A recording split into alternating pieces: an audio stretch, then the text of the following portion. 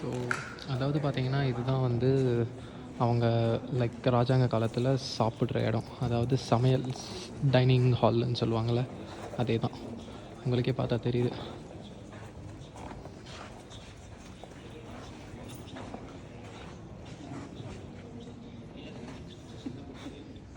Like எவ்வளோ ஒரு கிராண்டாக அரேஞ்ச்மெண்ட்டில் இருக்குதுன்னு சொல்லி.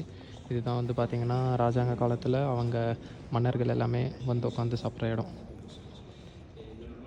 இது எல்லாமே வந்து நம்ம ஊர் லைக் அந்த இது கிடையாது. இது வந்து அந்த சார்லஸ், அந்த பெரிய பெரிய கிங், அவங்க அதாவது பிரிட்டிஷ் இருக்கும் போது, நம்ம இந்தியாவை பிரிட்டிஷ் ஆட்சி செய்யும் போது இருந்த ராஜாக்கள், அதாவது மற்ற நாட்டில்